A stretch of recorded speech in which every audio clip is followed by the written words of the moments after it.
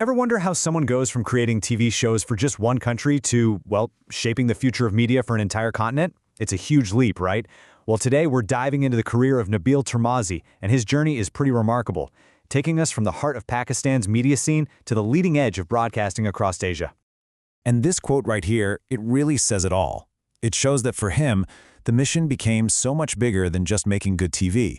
It's about building up resilience, giving journalists the tools, the support, and the emotional strength they need to do their jobs safely on the front lines. So, how did he get to that point? Well, a vision like that doesn't just pop out of nowhere. It was forged, piece by piece, over nearly 2 decades deep in the trenches of Pakistani media, where he was producing and directing content that really made an impact. Just take a look at this career path. For over 16 years, he worked his way through basically every key role you can have in production. Editor, producer, senior producer, all the way to international communications. This wasn't just a series of jobs, it was a masterclass in how media actually gets made from the ground up. And the amount of content he created is just staggering. At one network alone, he produced over 1,200 hours of programming. Think about that. And this wasn't just the same old thing either.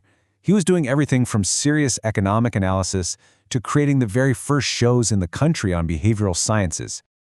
Then he moves to PTV World, which is Pakistan's main English channel. And there, he's at the center of how the nation talks to the world, producing over 500 hours of live TV. The focus? Building bridges, connecting Pakistan with other countries through culture and diplomacy. You can totally see the seeds of his future work being planted right here. But again, it was never just about the big numbers. The real story is the impact of the work. We're talking documentaries seen in 10 different Asian countries, award-winning films, and launching brand new types of shows that had never been done before in Pakistan. And then, in 2017, everything changes. It's this massive pivot point. After becoming a master at creating content for a huge national audience, he completely shifts his focus. He goes from telling stories to people to empowering storytellers across an entire region. So this brings us to the next big chapter in his career, and that is his incredibly important role at the Asia-Pacific Institute for Broadcasting Development, which you'll probably hear called the AIBD.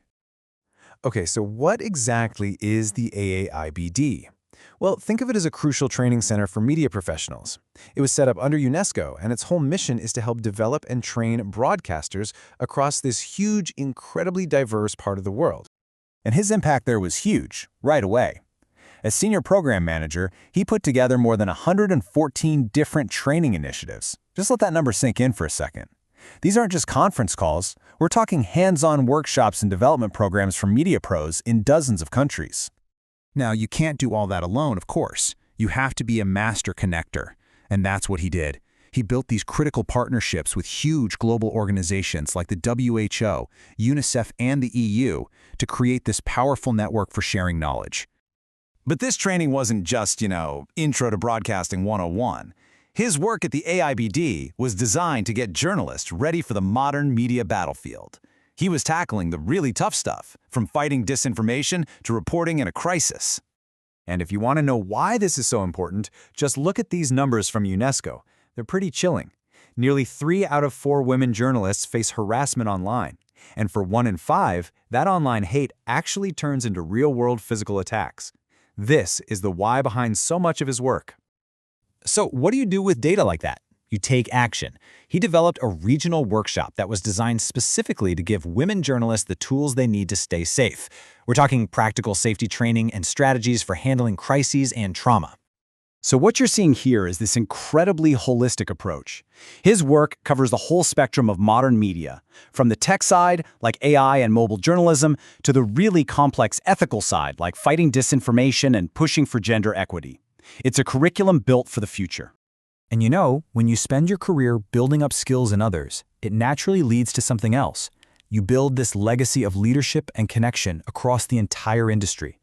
And you can see that leadership in everything he does. When the pandemic hit, he let his organization switch to virtual platforms. He's represented Pakistan on major world stages. And on top of all that, he's also an award-winning public speaker. He actually earned the highest honor you can get from Toastmasters International. So when you zoom out and look at the whole picture, his entire career really tells one clear story. It's about the power of connection. It's about using media not just to talk at people, but as a tool to build real collaboration and share knowledge across any border. And that really leaves us with this final thought. In a world that feels more and more divided, his career is a powerful example of how media can be used to build the bridges we so desperately need, not just to inform, but to connect and empower all of us.